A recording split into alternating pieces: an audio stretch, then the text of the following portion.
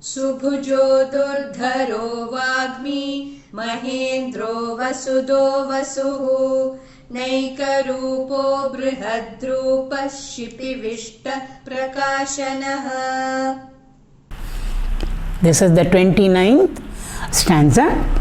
The first nama of the Lord, subhujō. Bhuja means shoulders. So whenever we add to anything, it means good, beautiful. So we know Mangalamurti, Bhagavan is Mangalamurti. Every Anga, Shubhanga had already come, I think. So every limb of his, every part of him is auspicious. He is an embodiment of auspiciousness. He is an embodiment of beauty. That is why we address him as Satyam, Shivam, Sundaram is. So even in appearance, external appearance also, the Lord is extremely beautiful. If he has created so many things in the world outside which are so beautiful, all that beauty that we see, seen and not seen, if we can collect it together, we can imagine how much of beauty is there. Bhagavan surpasses even that, because he created it all. How much more beautiful he must be. So every part of him. So subhujō means one who has got very beautiful, bhuja actually means shoulders, arms. Very beautiful, very graceful arms. Bhagavan is also described as Ajanubahu. There are many names of the Lord describing his shoulders also. So one is the beauty part. Another one is, we normally say, leaning on to the shoulder of a person. Shoulders always indicate strength to us, bhuja bala. So beauty is one part. The other part here is one who has got very strong shoulders to fight also, and strong shoulders to support. We always say, you can lean on to my shoulder. It's a way of saying, lean on to my shoulder. Means there is somebody to support us, to console us, to give solace to us, to be with us through our difficult times. That is what it also means. So therefore subhujō means one part is the physical beauty of the Lord, his shoulders. The other one is, he is the one who is the support system for all of us. If somebody tells us, you can lean on to my shoulder, and supposing we lean on to their shoulder, if they move, we collapse, we fall. Why? That person has moved away. It's as simple as that. But when Bhagavan offers his shoulders to us, we are very safe, because he is all pervading. Wherever we are, his shoulders are there for us. And since he is all pervading, he can't move from place A to point B. He is there at one and the same time in place A and in place B. So it's a way of saying Bhagavan can't move from where to where will he move. So when he is all pervading, he is everywhere available for us to lean on to. And when we lean, so Lord's shoulders are the longest, Lord's shoulders are the broadest, and all of us can lean on to it for our support. For whatever it be, we are taking his support. That is also there. And also shoulders and or bhuja indicate sheer physical strength, kshatriyas. So Bhagavan is the one whom we have seen, who fights with all the negative forces, the Rakshasas and the Asuras. Each time they have got unique boons from Bhagavan, from Lord Brahma, because they don't want to be vanquished, they don't want to be defeated, they don't want to be killed, but still the Lord uses his power, his weapons, his equipment, and we know that he is able to destroy all of them. So how much of might and strength must be there in the Lord's shoulders? So many interpretations over here.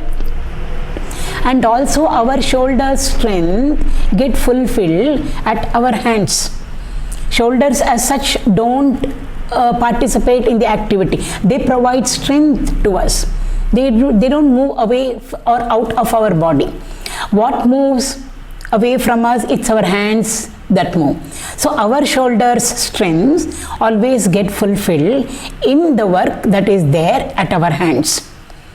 So if we use our hands for good activities, then it is subhujō. Because the shoulders have lent their strength to something which we have done useful, purposeful, which takes into consideration our welfare and well-being and also that of everybody around us. But supposing we do the wrong things, activities are bad, evil, then our shoulders have supported it. So in that sense, it is not subhujō then, it is durbhujō then. So therefore, in that sense also, subhujō. So all our shoulders' strength, we can see it displayed in the activities that we take on. And our activities, in the field of activity, what is seen, our hands working are seen. Bhagavan's shoulders now, Bhagavan is supposed to have 4 arms. We are talking about Vishnu over here. All deities included over here. Each of his, so 4 arms are there. Each of the arms, of course, he has got 4 hands. And in each of the hands, if we see, he is carrying something. Or he is showing something to us. So in his upper hand arms, the hands of the upper arms, he is carrying the Shankha and the Chakra. What do they denote for us? Shankha represents creation. Chakra represents dissolution. Different interpretations are there for us. For these two, for Shankha and Chakra, I am not going into the details of it. The other 2 hands of the Lord, one is having the Gada and one, we are told, he carries the lotus in his hand. But in many of our deities which we worship in our temples, one hand is in Abhaya Mudra. He shows his palm to us with the fingers pointing upward. So this is called as Abhaya Mudra. Bhaya means fear. Abhaya means no fear. So therefore he is showing to us that do not fear, I am there for you. The very beautiful support for us, again a consolation and a solace for us. Therefore subhujō. The other hand, very often we have the palm facing us with the fingers pointing down. That is called as Varada Mudra, Varada Hasta. Vara means boon, Da means to give. So Varadaha means one who gives to us whatever we want in our life. And when the Lord gives, very often masters say, we don't get what we desire, but we get what we deserve. So when the Lord gives to us, whatever he gives to us, it is for our well-being, it is for our welfare, it is for our progress and evolution. Therefore, since the hands are doing such noble work, extended. So whatever the hands are doing, we extend it and complement the bhuja or the shoulders or the arms over here. In that sense, subhujō. Durdharō. Very difficult for us to understand him, to comprehend him, to see him. We all want the Lord's darshan. We want to see him with our physical eyes. We want to hear his voice through our physical ears. We want to talk to him with the sense organ called the mouth. But Bhagavan is not available easily for our equipment. The sense organs, which means the physical body, mind and intellect. Why? He is beyond all of that. With our equipment, we can only search things which are outside of us. So external, we allow the sense organs to go out, eyes, ears, nose, tongue, skin. We don't actually, the sense organs actually don't go into the world outside. It's the power of seeing, power of vision, power of audition, etc. Through which the world comes into us actually. So therefore the sense organs are always turned outward. So they can see, hear, smell, taste, touch what is there outside of us. But what is there inside of us is not available directly for comprehension or apprehension of our sense organs. Neither for the mind to feel with its emotions, neither for the intellect to think about with its intellectual power, thought.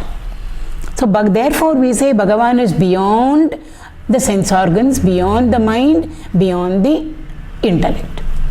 So he is internal. So something which is internal of us, something which is there within us, we cannot see with the sense organs or with equipment which are turned outward, which can very beautifully work in the outer world. They cannot be made to turn inside and see the Lord within each one of us. It's not possible. And the Lord who is there again within us, He is the very battery in us with which our torch lights up. We want to see outside, something outside. It's dark. What do? We take a torch and then we put it on. The light beam goes out, and then in its light we are able to see everything. Well, how did the torch get the light? How did the bulb become on and glow over there? There is a battery behind it. Now we want to see, because of the battery, the bulb is on, light is there. In that light, we are able to transact. Now if we want to see what is the make of the battery that is there just behind the bulb, it's not possible for us. Because the moment we take out, in the dark, the moment we take out the battery and try to bring it in front of the bulb, and with its light, try to see what is the make or the brand of the battery, light is off. That's exactly what we are trying to do. Bhagavan is there, Lord is there in us, the light of consciousness is there in us, because of which all our equipment, which is there in front of the consciousness, light of consciousness, is functioning. So consciousness lends its light to all our equipment, the intellect, the mind, and the sense organs, the body to function. With these equipment, we want to see the battery that is there behind. So we have to ask Bhagavan to come out of us and then come in front of us, so that we can see Him, apprehend Him, comprehend Him. Not possible. The moment the Lord comes in front of us, battery is off. So we can't see Him. We are talking Nirguna over here, Advaita over here. In that sense, durdharō. There's a very nice little story also, very interesting. There was a demon, Rakshasa, who had got all unique boons from the Creator, and then so therefore he became invincible, and then he said, now I am going to go to Vaikuntha and attack Vishnu. So he was making his way, proceeding to Vaikuntha. En route, Narada met him. Sage Narada met him. Where are you going? I am going to Vaikuntha and I am going to attack Vishnu and kill him. That's what the Rakshasa said. Narada got worried. Narada doesn't get worried, but these are all very nice anecdotes for us all to sit and think about. Ultimately, everything that is happening outside is happening within us. So all these stories and anecdotes and illustrations which are there in our Puranas, etc., are all actually what is happening or should be happening within us. Since it's difficult for us to connect with the Lord inside, everything has been put outside in the form of stories for us. So we must go into the suggestion and the significance more than the actual story part. So Narada rushed before. Narada immediately can go and land up in Vaikuntha. So before the Rakshasa could go, he ran to Vaikuntha and then said, Narayana, Narayana, this Rakshasa is coming. We know the boons that he has got. How will you manage him and how will you confront him? I am worried, Narada told Mahavishnu. Vishnu said, don't worry. You go your way. You got many things to do, roaming around the three worlds, you go. I know how to manage him. So Narada came away. The Rakshasa went to Vaikuntha. He could not find Mahavishnu over there. Kshiras milk ocean is there. Adishesha is very much there. But on Adishesha he did not find Vishnu. Vishnu was missing. He searched in the whole of Vaikuntha Dham. He could not find Vishnu. Very, very disappointed he was. Where did this Vishnu go? And then he searched all the three worlds for Vishnu. Somewhere Lord must be hiding. The moment I see him, I'll catch hold of him and then do whatever I want to do. So all the three worlds he searched for Mahavishnu, he could not find him. Very, very disappointed, he was coming back.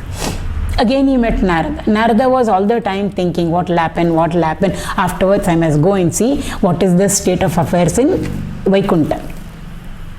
So he came. And when Narada came, he met this Rakshasa en route.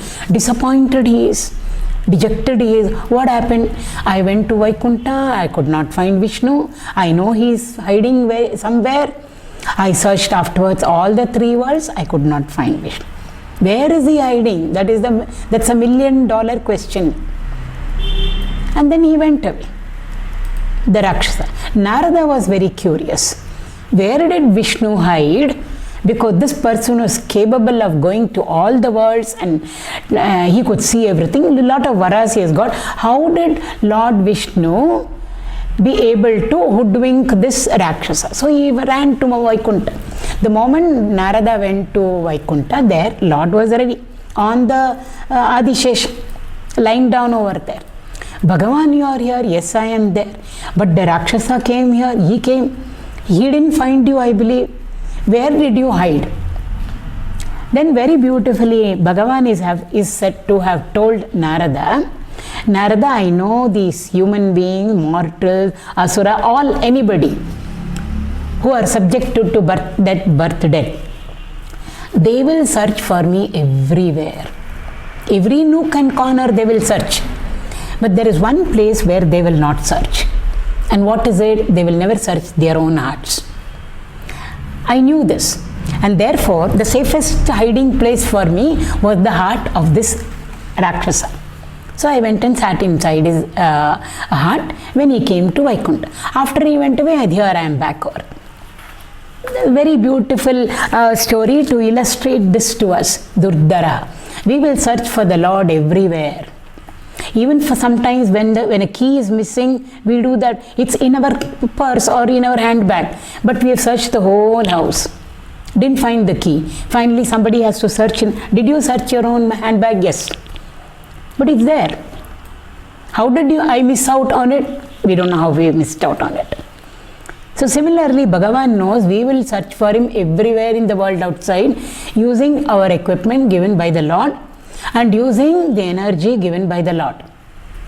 But one thing we will not do is take a U-turn. That taking a U-turn is very, very difficult for us. Hairpin bend in hilly areas. When we go to Tirupati and all, there are U-turn, hairpin bend it is called. So when a vehicle has to take a hairpin bend or take a complete U-turn, there is so much of wear and tear for the tire, there is so much of wear and tear for the roads. The vehicle gets heated up also, because it's not easy for any vehicle to take a turn, U-turn. Speed has to be cut down and again it has to be picked up, and especially if the U-turn has a gradient, up going. For us also it is up going. To have Lord's darshan or to get in touch with him or to connect with him is an uphill task for us. And for that, if we send our mind outward, it's not going to help us. So therefore, what do our masters say? Take a U-turn. To take a U-turn and climb uphill, which is the spiritual sadhana given to all of us, is very, very, very, very difficult for us. In the Kathopanishad, it's like walking a razor's edge, this path of meditation. Spiritual sadhana is not very easy for us. So we will search everywhere. Well, we will never take a U-turn and search within. We are not used to going inward. We are all used to going outward. Why? Again, Kathopanishad tells us that what to do. The Creator has created all our equipment such that we are very comfortable moving out of us and transacting. But to take a U-turn and then transact within is very, very difficult for us. It's like going against gravity in the outer world. That is why Purandara Dasaru writes, Chikkavan ivanalla sikkade odi hoguvanu. Krishna is so small, is a little baby. When a baby puts steps, it puts little steps. How far will Krishna go? I can run and catch him. Yashoda tries, gopis try, everybody try, they can't catch him. So therefore Dasaru tells us in a beautiful Devarnam, simple Devarnam, Chikkavanivanalla, don't underestimate him. He's not a small little baby that you think he is. Sikkade odi hoguvan. The moment you feel you caught hold of him, he has moved a little away from you. Again we run after him. Again he seems to be a little far. He is there, but he is a little far away from my reach. He is not within my reach. So the more we move towards the Lord, outward, the more he seems to be moving away from us. Therefore, Master say, take a U-turn and try to search for him within. If we try to search for him within, it's not that we will meet him, we realize him and become one with him. So that's the meaning of durdharō. Vāgmī. Vāgmī means one who is very, very eloquent. Means one who so beautifully speaks. If Bhagavan is Mangala Murti, how beautiful must be the words that come out of him. The words, what words, how the words are placed in a phrase or in a sentence, and what must be the substance of what he is saying. Everything is beautiful and beautiful and beautiful. But the most important thing is we should be able to connect with the words, and his words should be able to connect with us. That's the meaning of being eloquent. A person may be a scholar, using very flowery words, difficult word out from the dictionary straight, and giving a big lecture. But if we are not able to understand anything of what the speaker has spoken, we don't say eloquent at all. So in eloquency, there is this art which comes in. And what art is it? Or a skill, communicative skill and art over there. So anything becomes meaningful and purposeful, a lecture, only when we are able to connect. The speaker must connect with the audience. It's not only speaking, it can be music also. So Bhagavan is very, very eloquent. The moment he speaks, he makes sure we connect. It's the teacher's job, it is the Lord's job. Gurudev used to say, you just have to give your mind to me. He used to say in his Yajna Shalas, in the Gita lectures, where so many thousands and thousands would have gathered for the lectures, in the evening lecture. He used to say, all that you have to do is give your mind to me, because our mind is with us, it's not with him. With the master, with the teacher, or with the Lord also. Mind is with us. So all that we have to do is allow the mind, give the mind to the master, to the teacher, or give our mind to whoever is lecturing, to the speaker, or to the Lord. It becomes their responsibility to put the knowledge into us. Communicative ability and skill and art is with them. So that everybody may not have. It's a talent, we know that. The Lord has got it, our masters have got it, the teachers have got it. Lord Krishna in the Bhagavad Gita so beautifully he is able to communicate to Arjuna over there. But Arjuna had to lend his mind to Krishna. Krishna was very eloquent. But Arjuna's job was to lend his mind. That's why again and then, now and then we hear Krishna saying, listen to me, meaning I hope your mind you brought to me. Hearing is different, listening is different. So all that we need to do is give our mind to the Lord, or give our mind to the teacher. Once we are able to do it, communication happens. So eloquent, Bhagavan is vāgmī, very, very eloquent. Now it doesn't mean only speech. We have to extend it to the Lord.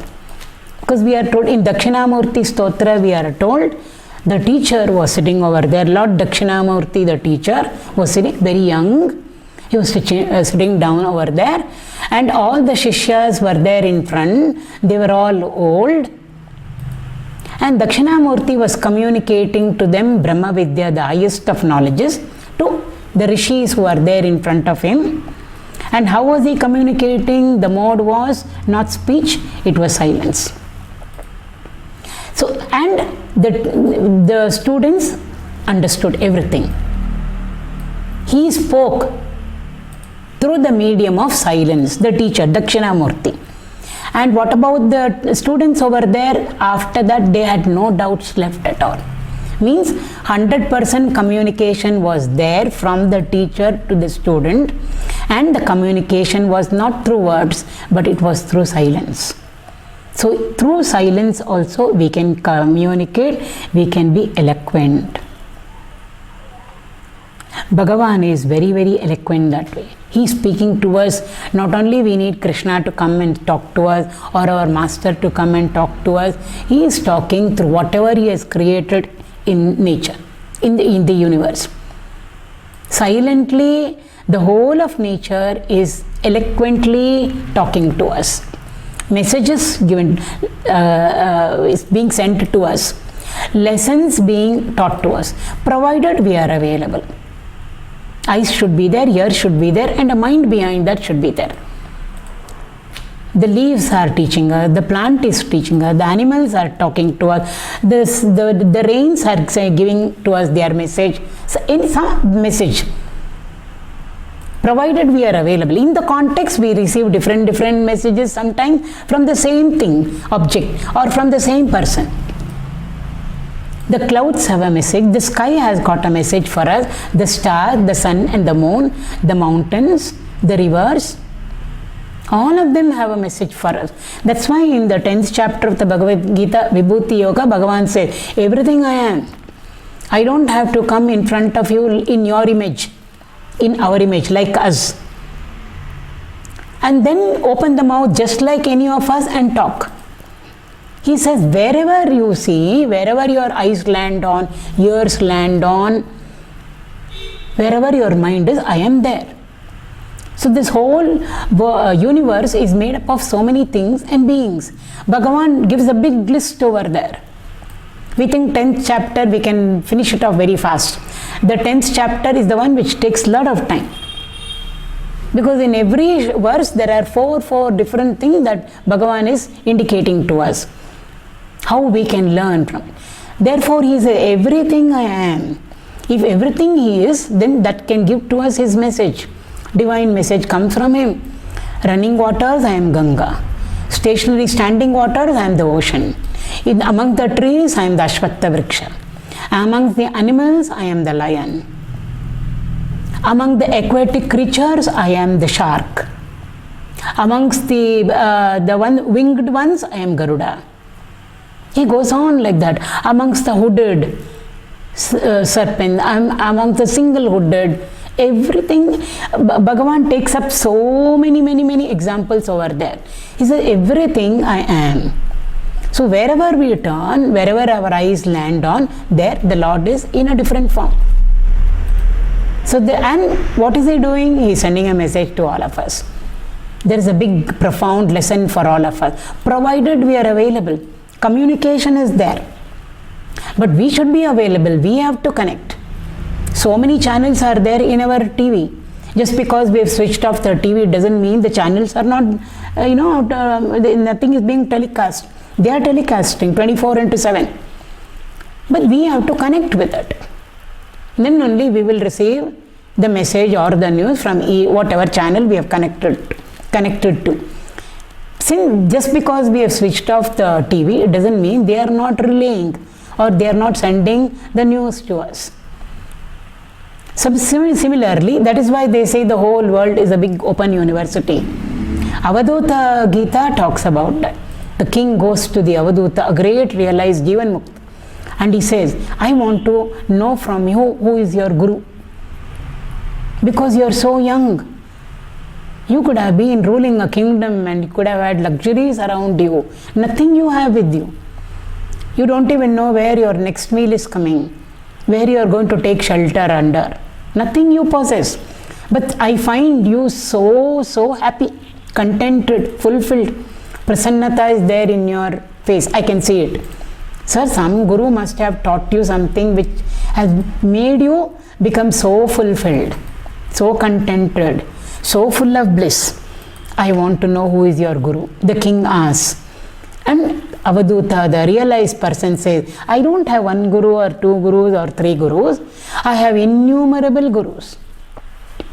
And they are all teaching me through silence, without speaking, opening the mouth and talking like how we all talk. So how can I give you the entire list, O Rajan? Few of them I will tell you, because you asked. 24 gurus Who are they? Sun, moon, earth, water, tree, bee, fish.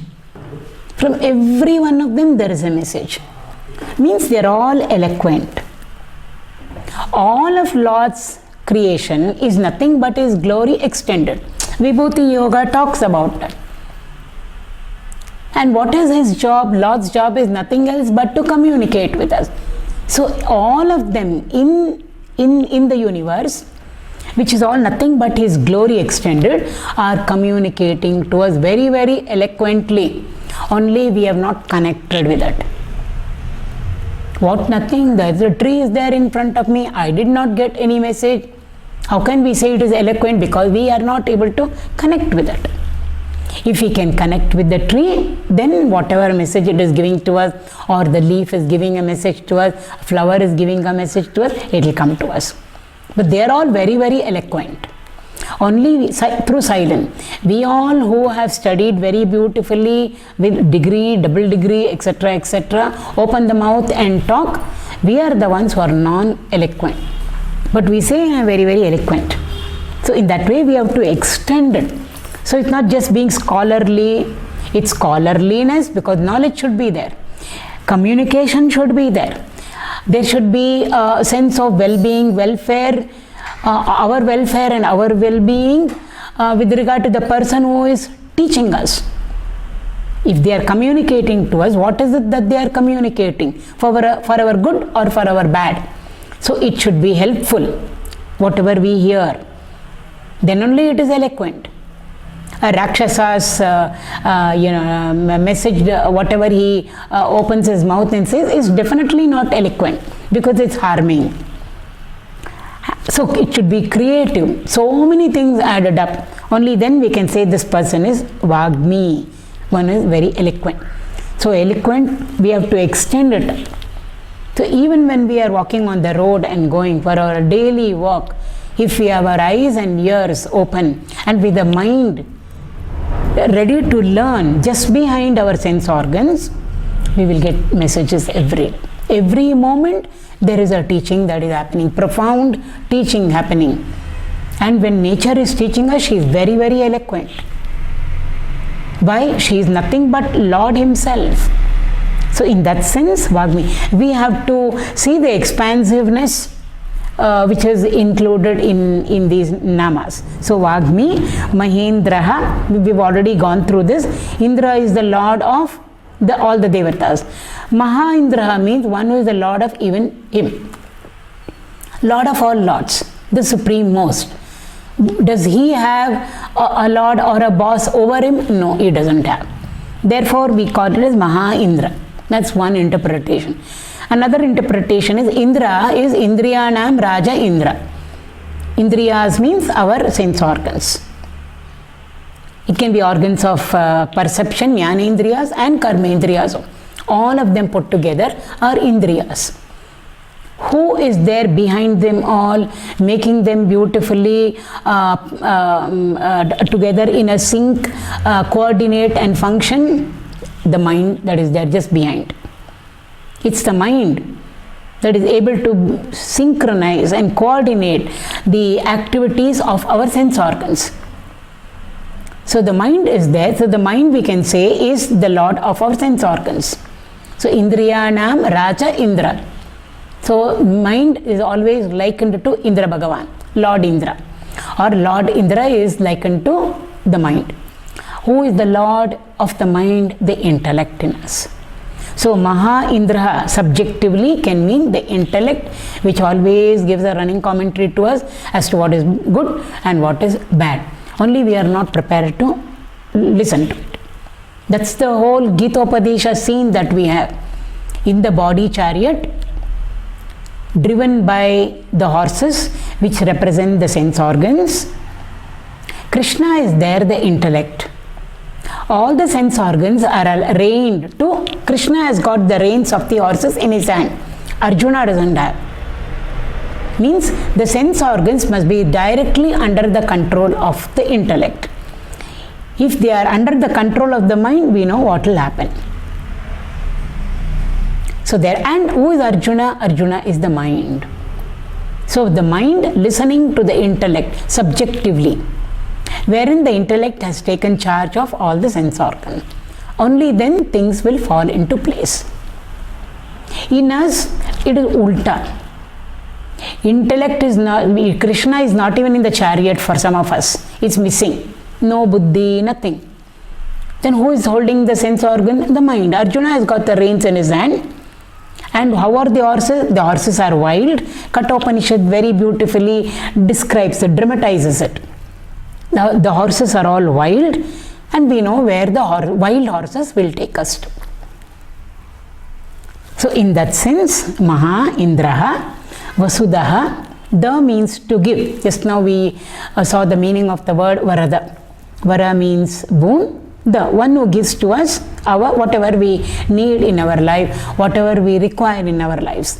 Vasudha, the means to give. Vasu means wealth. All wealth. It's not only money, bank balance, cash, gold, silver, etc.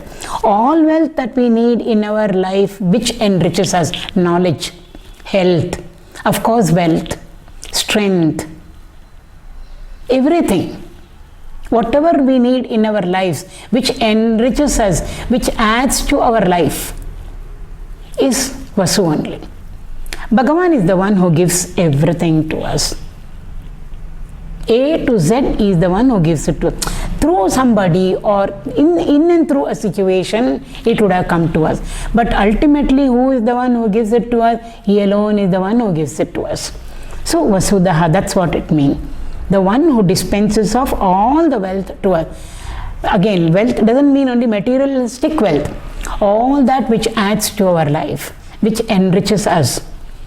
It's not only wealth that enriches us. Sometimes wealth doesn't enrich us.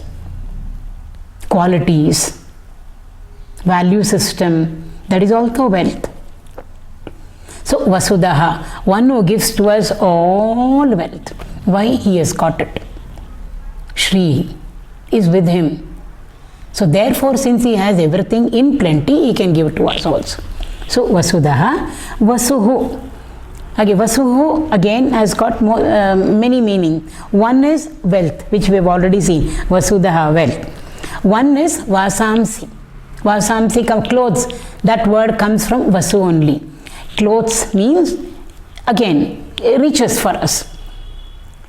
And also it means the veiling and the wrapping that are there around us, because of which we are not able to recognize the God principle who is there in each one of us. Some say there is only one. Supposing we have covered ourselves with so many layers of clothing, our clothes, our inner clothes, outer clothes, a jacket, then a shawl.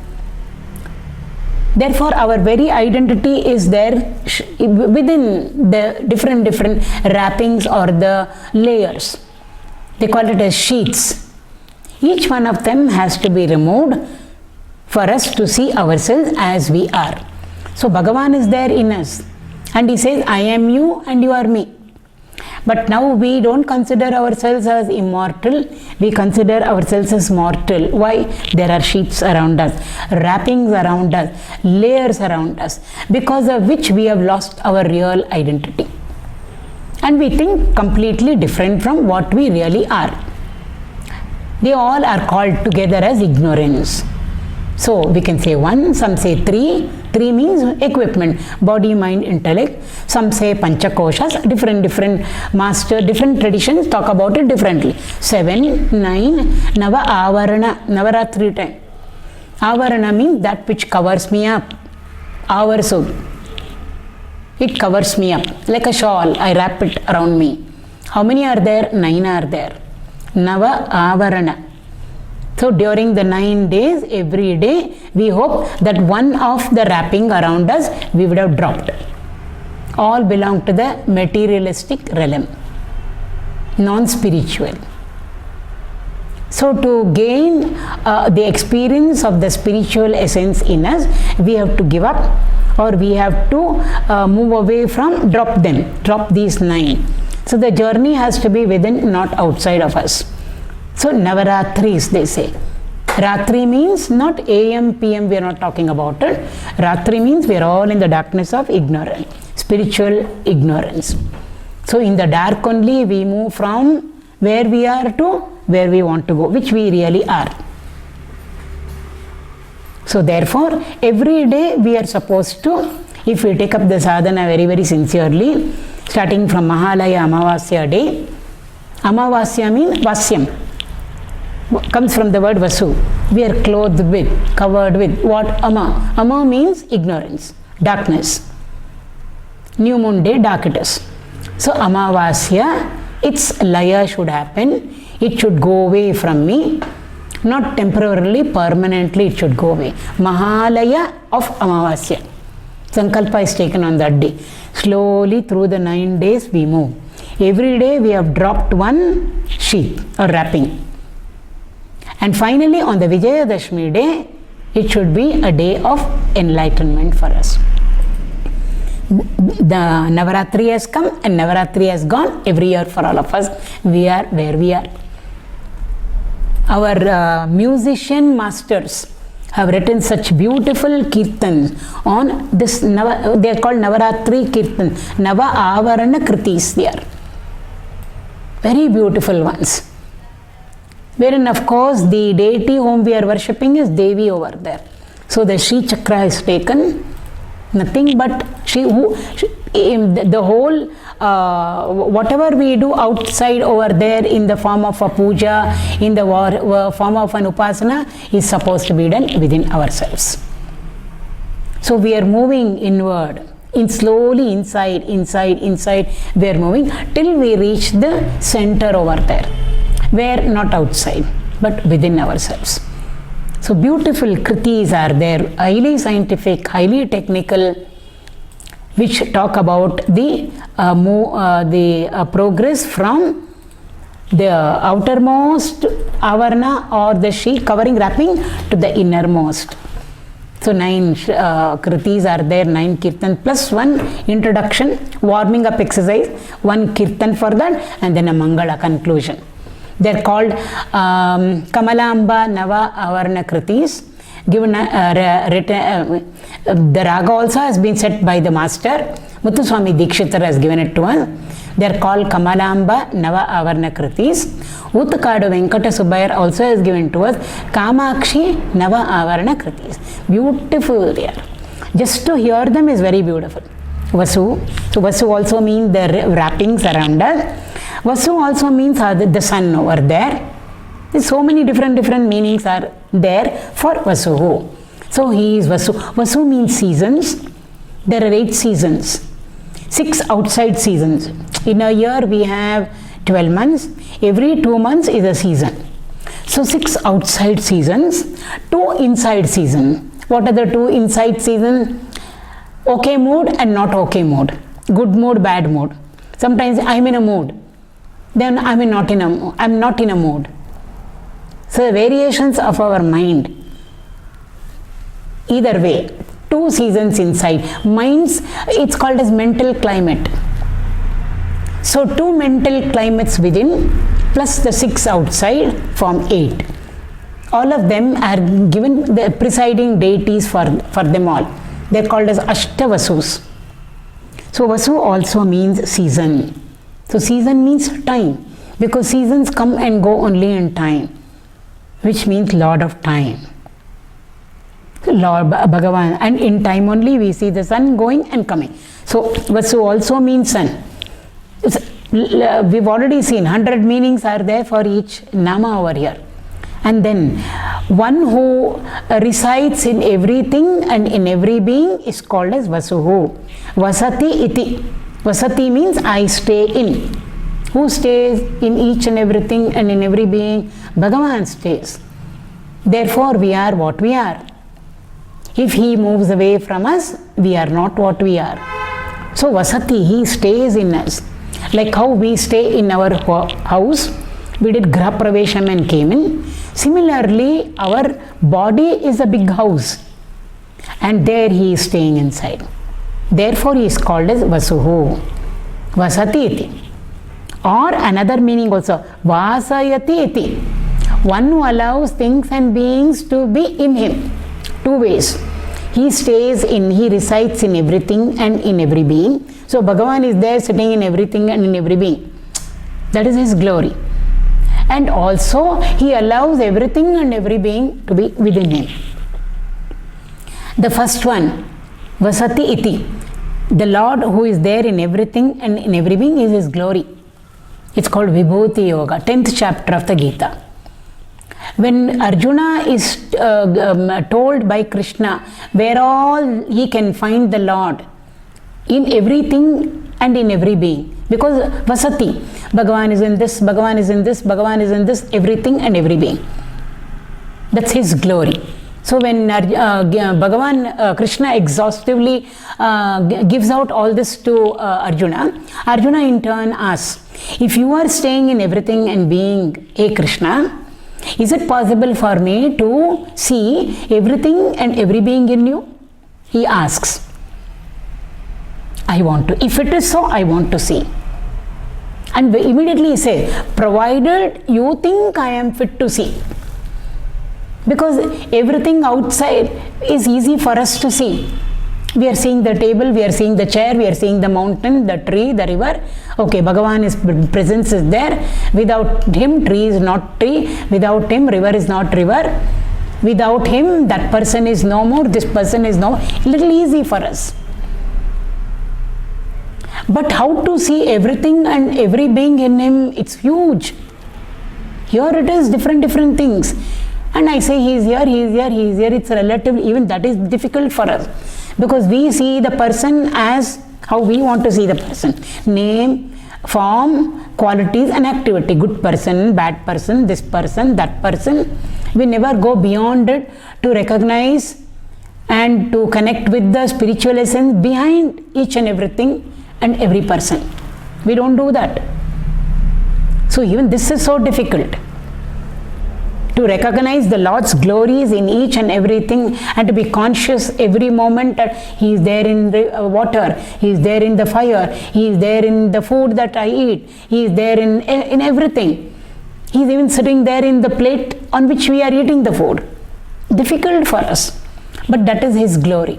Arjuna then asks, if you are Vasati, staying in everything and every being, is it Vasayati? Do all things and beings, do all of them exist in you? If they are so, can I see? And then he says, if you think I can see, please show me. Then Bhagavan says, yes, I will show you. But Arjuna, you can't see all things and all beings within me with your two eyes. With your two physical eyes, you can't see. With the two physical eyes, yes, we can see everything outside. The river is there, the tank is there, the stone is there, the plant is there. And then if we are a little spiritual, Bhagavan resides in all of them. Therefore, I revere and respect everything. Because he resides in it. Then next level, it's not he residing. He himself is the tree. He is himself the river. He is himself the tank. He himself is my friend. And he himself is my enemy also. Only I was connecting with the mind of the person. And therefore I said she is good and she is bad. See the levels over there. But to see everything and every being in him, vasayati iti, we can't do it with our physical eyes. And therefore Bhagavan says, Divyam dadamite chakshuho. I will give to you a divine eye. Completely different from these two physical eyes. The eye of knowledge. With that eye alone, jnana chakshu alone, you can see me, see in quotes, see everything and every being in me. Then Bhagavan gives it to him. 11th chapter, Vishwarupa Darshana. There it is continuous present tense, that chapter. As Arjuna is seeing everything and every being in the Lord, he is narrating it to us. It's a very beautiful chapter. It's most beautiful, most difficult for us to understand also. Because if we go by the word meaning, it won't add up to many things. Bhagavan has got so many eyes, I believe, so many ears he has got, so many mouths he has got. How can we have so many? Because we are seeing him in our image. So more eyes than normal eyes, more number of ears, more number of heads sitting on one neck. It looks all abnormal to us. More stomachs, more hands. So therefore we must go into the significance of it all. So therefore that cannot be with the eyes. Therefore vasuḥ. So both ways are included. It's beautiful. If we, I mean, each and every nama over here is for us to contemplate on. They're contemplative namas for us. Not just to open our mouth and do the chanting and say, today finished Vishnu Sahasranama chanting. So vasati iti and vasayati iti also. In everything and every being I exist, all 14 worlds. And everything and every being exists in me, which means space and time included over there. It's like I said, it's incomprehensible, because it goes beyond our up to where our intellect can go. It goes beyond that. It gets extended beyond that. So vasuḥ, naikarūpō, this we've already seen the meaning, but for a different word. Anakarūpō, we've already seen. One who has got infinite form. Everything is he. It's not that everything has got him. He resides in it. First it is that for us. First we must learn to recognize the Lord in everything and in every being. After that only we can shift a little higher up and then say, no, it's not that he is residing in everything and in every being. He himself is the thing, or he himself is the being. Then our bhava with respect to that will become even more profound. Only then later on, at a different level, we can see everything and every being within him. So naikarūpō, anakarūpō. All forms are his. All names are his. Whatever we see, from a grain of sand to the mountains, to a drop of water to the oceans, to the blade of grass to the banyan tree, big huge, to unicellular organism, to man, to Superman, to the devatas. All are nothing but he and he and he alone, or she and she and she alone. He and she will come in only when we want to give a form to the formless. So naikarūpō, all forms are his. Not that he is dwelling in all of them. Everything is nothing but Bhagavan itself in a different form. That bhava should come to all of us. bṛhadrūpaḥ, bṛhat means large, expansive, rūpaḥ means form. Infinite dimensions. We are all living in a three-dimensional world. We say one dimension means measuring in one direction, length. No, area is two-dimensional. Length and breadth it has got. Then we are told we all live in a three-dimensional world, because length is there, breadth is there, height is there. Then our scientists said, no, it's not a three-dimensional world, it's a four-dimensional world. Time comes in there. Space cannot be without time, and time cannot be without space. Even in our ordinary physics, science class, we are taught about a four-dimensional world. So space is there, three-dimensional, plus we add the fourth dimension to it, which is time. It can be extended beyond our comprehension. There are more dimensions which can be added, and that infinite dimensional space in our physics, we call it as phase space. Space we know, three-dimensional, four-dimensional. But this is multi-dimensional. It's very, very vague, very, very abstract and conceptual, but higher physics deals with it. That's where we get a glimpse of Vedanta in the physics class. So it's called phase, P-H-A-S-E, phase space. What is phase space? Multi-dimensional. How many dimensions it got? Infinite dimension. But we cannot, it's difficult for us to comprehend it outside. Within we can. So Bhagavan is bṛhadrūpaḥ. Infinite are his dimensions. Arjuna says to Krishna, everywhere I see only you. From which side will I do namaskar to you? From this side, from that direction, from top, from bottom. Everywhere you are extended. You are of infinite dimension. Even if we sit and calculate, all things are He. How many dimensions are? Everything He is, everything He is. So therefore, one who is of infinite dimension. Which infinite dimension means simple, explanation. It can't be measured, can't be explained, can't be defined. bṛhadrūpaḥ, śipiviṣṭaḥ. So technical term. One meaning is one who drinks up the water. Who drinks up water? Lord Sun. With his rays, he evaporates the water which is there in the ocean, in the rivers, takes it up. So śipiviṣṭaḥ means one who comes and draws up the water through his rays. So śipiviṣṭaḥ stands for the sun. It will come again, therefore I am not going into the details of it. śipiviṣṭaḥ technically in yajna terminology means the offering that we offer onto yajna. Normally when we say yajna, we only think of homa. But in the Bhagavad Gita we have known now that every karma can be converted into a worship. Every work can be converted into a worship or into a yajna. Work can become worship provided our bhava is all right. So just as in a homa, when we are performing a homa at home or in the temple, where so many things are offered, and finally we get the result of the activity that we have done, which is a puja, homa over there. Similarly, Krishna told us in the 3rd chapter, every activity, day to day, daily activity, boring activities, we can convert them into a worship. We can convert them into a yajna. Nya means knowledge. Ya means to move forward. So yajna means wherein we move forward with the help of the right knowledge. Moving forward doesn't mean with the legs. Anything. At all levels, body level, mind level and intellectual level.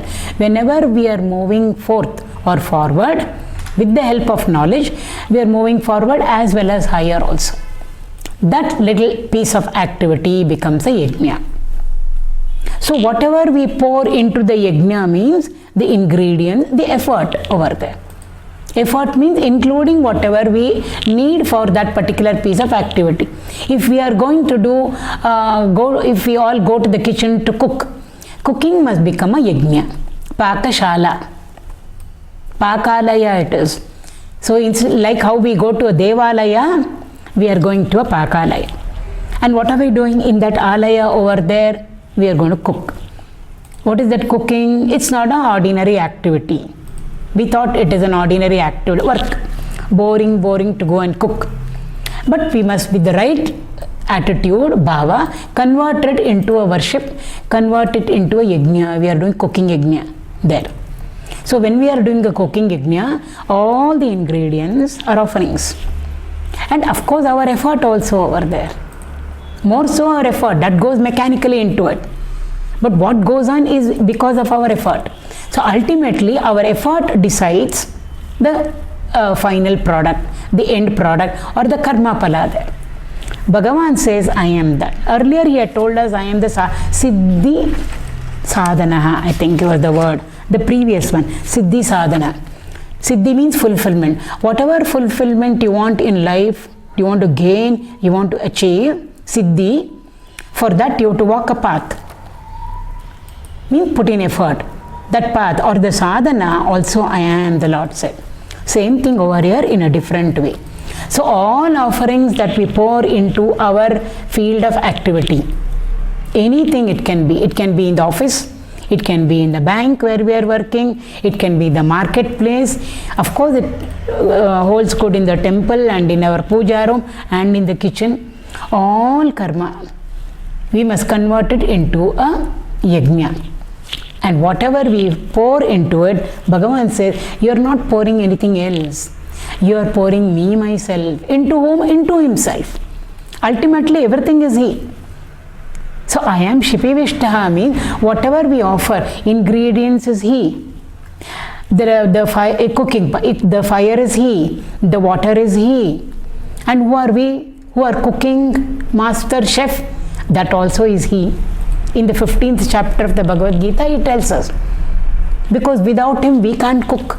We will not even know how much of salt to put, how much of sambar pudi to put, and how much of water to add. Even to measure also, we need an intelligent principle in us. Buddhir buddhimatam asmi. I am the intelligence in the intellect. So even the person who is cooking is He. That's why earlier days they'd say, I am doing a yajna of cooking, don't touch me. They'd wear wet clothes. So the cook is He, means we are He, ingredients is He, the water and the fire, Agni Bhagavan, and the vessel is He. Who cooks? He cooks.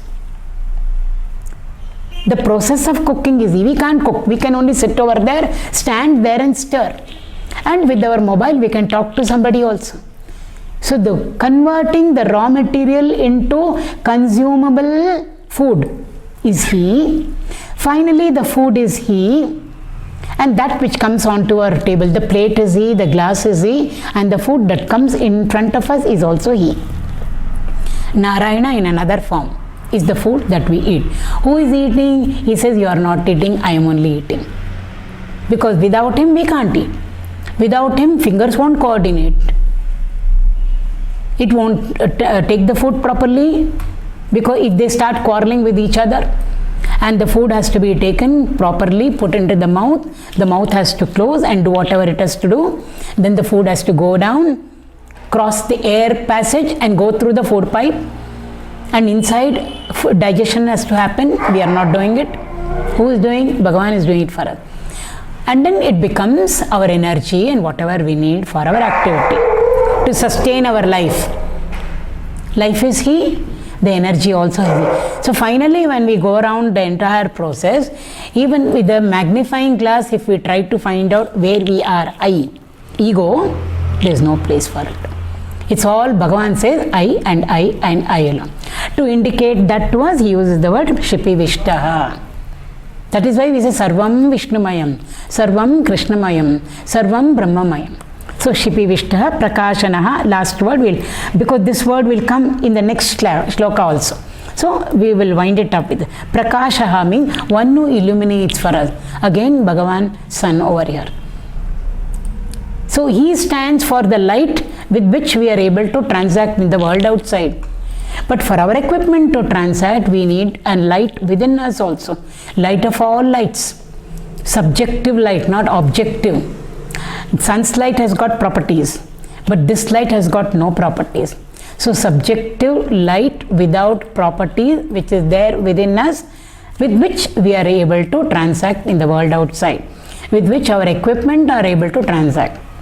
So both, prakāśanaḥ means the sun also, prakāśanaḥ also means the knowing principle in us or the light of consciousness that is there within each one of us. So with this, the 29th stanza is over.